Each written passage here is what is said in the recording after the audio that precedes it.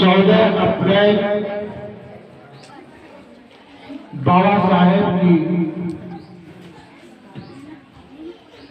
जन्म दिवस पर आज उनकी जयंती समारोह उत्कर्मित मध्य विद्यालय और उत्कर्मित माध्यमिक विद्यालय के प्रांगण में धूमधाम से मनाई जा रही है।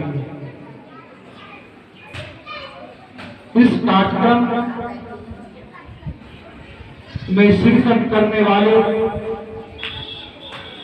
हमारे ग्रामीण जनता, अभिभावक, विद्यालय के शिक्षक शिक्षिका, विद्यालय के कार्यरत रसोइया, ये सारे लोग इस समारोह में उपस्थित होकर आज बाबा साहेब को याद कर रहे हैं, नमन कर रहे हैं। उनका जीवन संघर्षों का जीवन रहा। अपने जीवन में उन्होंने अपने पुत्रों को भी त्याग कर इस देश और समाज को बदलने के लिए बीड़ा उठाई। हमारा समाज प्राचीन वर्ण व्यवस्था, जाति व्यवस्था से ग्राहित, चारों तरफ इस व्यवस्थाओं ने समाज को टुकड़े टुकड़े में विभक्त कर दिया था। हमारे देश के लोग एक नहीं थे, समाज में अनेकता थी। समाज की कुछ परंपरागत रूढ़िवादी व्यवस्था ने समाज के कुछ वर्गों के अधिकारों को छीन कर अपने मुकुट पर सजाया। उस राजतंत्रात्मक व्यवस्था में जनता के हक और अधिकार लूटे जा रहे थे। पूरे हिंदुस्तान में 85% लोगों पर जुल्म ढाया जा रहा था। चाहे संविधान की भाषा में अनुसूचित जाति हो, अनुसूचित जनजाति हो, अत्यंत पिछड़ा वर्ग हो, पिछड़ा वर्ग हो, ये सभी लोग तथाकथित सवर्णों के शिकार। गुलामी करना, बेगारी करना, छुआछूत, ऐसी परंपराएं समाज में सामाजिक मूल्यों को गिरा रही थी। हमारे बाबा साहेब जो कि पूरे हिंदुस्तान में तत्कालीन समय में सबसे ज्यादा पढ़े लिखे लोग थे, उन्होंने 3 PhD की डिग्री धारण की थी, कानून के बड़े ज्ञाता थे, लंदन स्कूल ऑफ इकोनॉमिक्स से अर्थशास्त्र में MA और PhD की डिग्री प्राप्त की। कोलंबिया विश्वविद्यालय में भी उन्होंने अध्ययन किया और भारतीय संविधान को बनाने में दिन रात एक कर दिया। अगर भारतीय संविधान को एक व्यक्ति ने पूछा जाए कि इसके शिल्पकार कौन थे, तो उत्तर मिलेगा बाबा साहेब भीमराव अम्बेडकर। विश्व का सबसे अनोखा, सबसे विशाल संविधान की रचना बाबा साहेब ने की।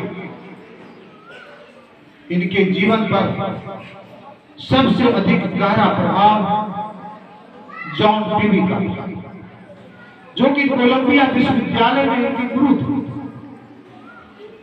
उन्होंने समाज और प्रजातांत्रिक मूल्यों को अपने प्रबोधन में बाबा साहेब के मस्तिष्क पर गहरी छाप छोड़ी। बाबा साहेब उस समय चाहते तो देश के बड़े जज बन सकते थे, विश्व के सबसे बड़े विश्वविद्यालय में कुलपति हो सकते थे, बड़ी बड़ी नौकरियां धूम चाट रही थी उनके सामने,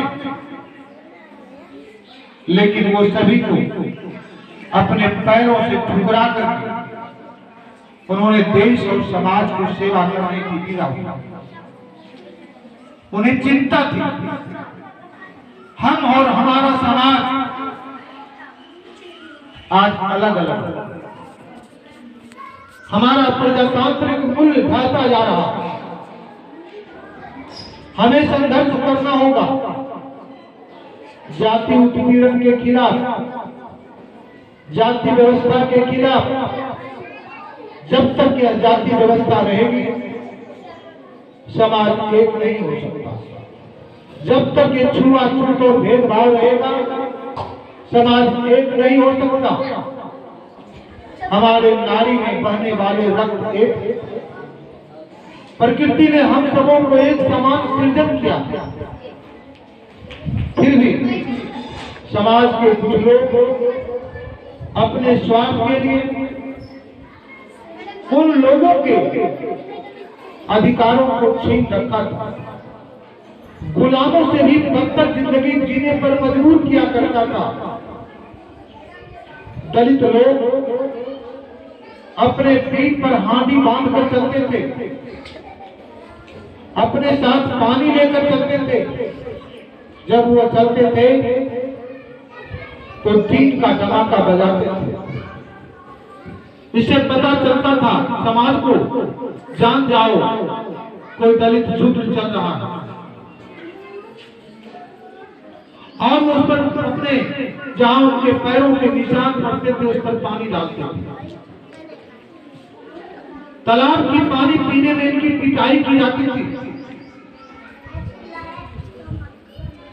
धूप और गर्मी बरसात में भी जानवर से बदतर जीवन जीने के लिए इनको छोड़ दिया गया।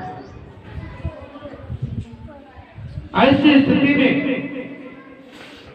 बाबा साहेब ने देश के लोगों के लिए चिंता की कि जब तक मैं जाति व्यवस्था को नहीं तोड़ूंगा, जब तक यह वर्ण व्यवस्था को नहीं तोड़ूंगा, तब तक मैं चैन से नहीं जीऊंगा। बच्चों ताली बजाइए।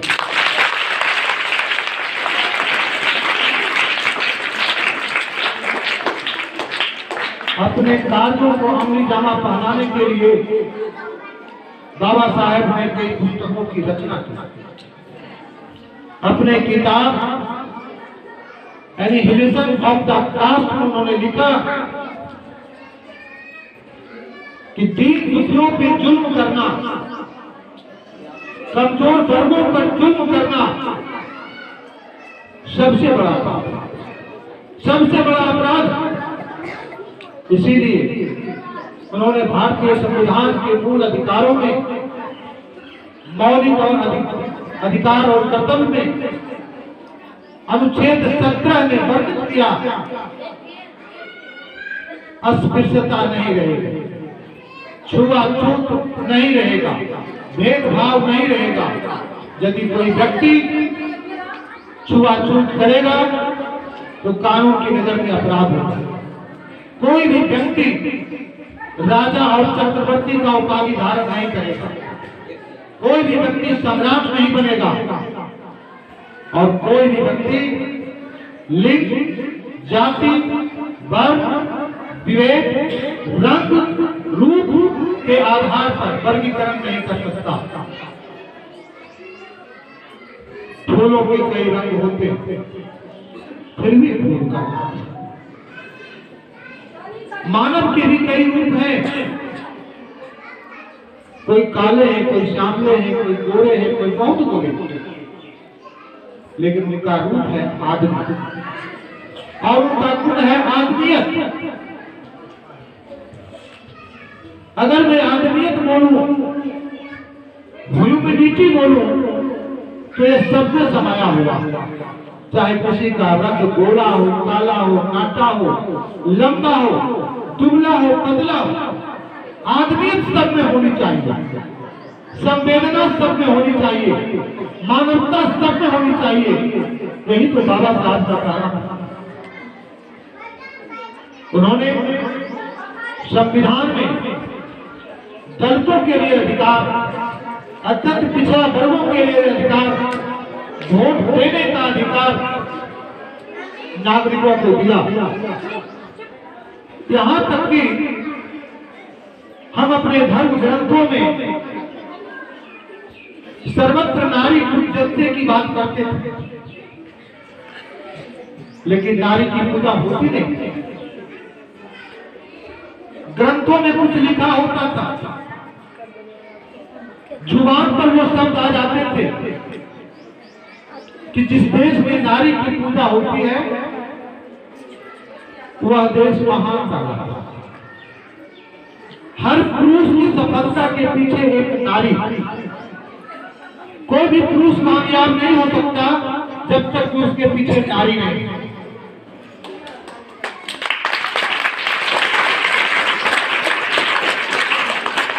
इसलिए यह बातें किताबों में नहीं रहेगी,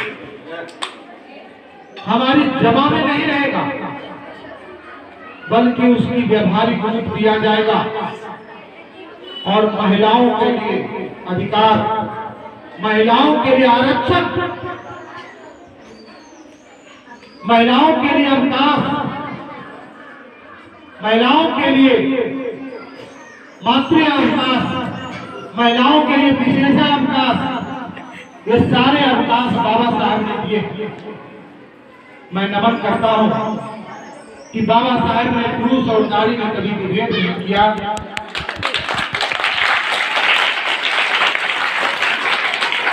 बाबा साहब ने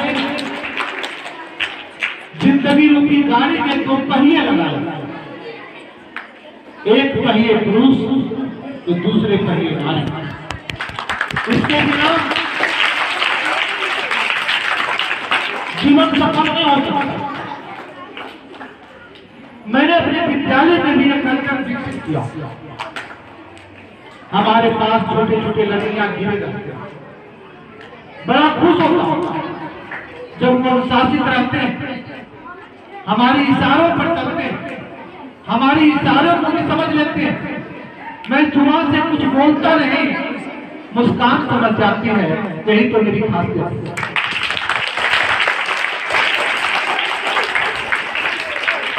मेरी आंखों की उड़ान, मेरी नजरों के इशारा, मेरी कमरियों की थिरकन, मेरी अंगुलियों के कलरव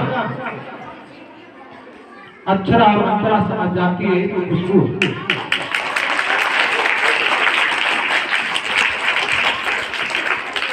हम चाहता हूं इन बच्चों की तरह हमारे छात्र भी वैसे हों जो हमारे इशारों को समझे, हमारी भावों को समझे। वो छात्र लड़कियों से पीछे क्यों रहे? यदि आप पीछे रहते हैं तो मेरी गाड़ी पलट जाएगी। इसलिए लड़कों को भी आगे आना होगा और लड़कों की भी एक टीम बनाएंगे। जो छात्र शिक्षक हैं उनको भी मैं विशेष प्रशिक्षण दूंगा ताकि वो विनेता प्रभाव से भी आगे निकल जाए।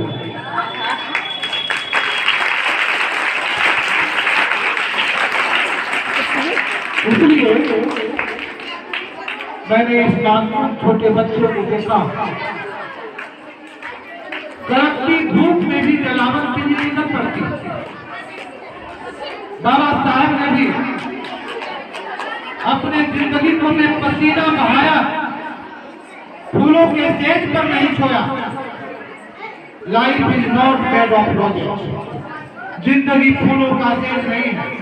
हमें चलना होगा तूफानों में, हमें चलना होगा धूपों में, हमें चलना होगा कांटों पर, हमें चलना होगा आग पर। इस तपन से ही हम जिंदगी को पाएंगे।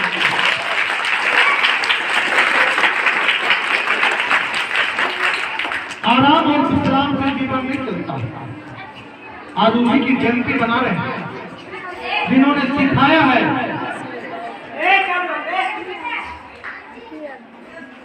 दूसरों के लिए जीना सीखो, दूसरों के लिए जीना सीखो, समाज के लिए लड़ना सीखो। हम जीते हैं गिदड़ की तरह, तो क्या जीना, शेरों की तरह जांबाज बनना।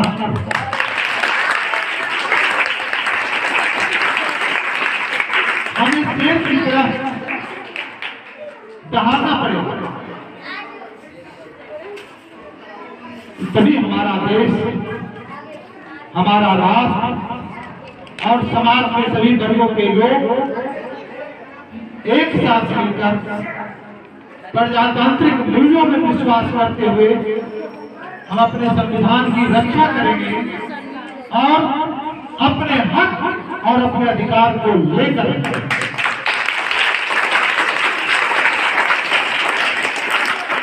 उनको याद करते हुए मैं 4 पंक्तियां रास्ते में लिख रहा था बाबा साहेब के बारे में। ध्यान से बच्चों, इस 4 पंक्तियों को आप सुनेंगे तो बाबा साहेब की जिंदगी की तस्वीर आपको सुनाई पड़ेगी।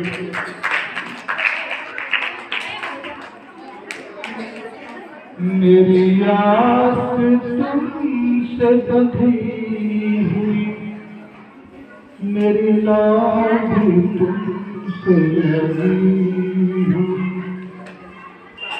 मेरी आस तुमसे बंधी हुई, मेरी लाज तुमसे लगी हुई। मैं चराग हूँ तेरी राह का, तू चराग है मेरी राह का, जो हवाओं से बुझा ही नहीं। मेरी आस तुमसे बंधी हुई, मेरी लाज तुमसे लगी हुई।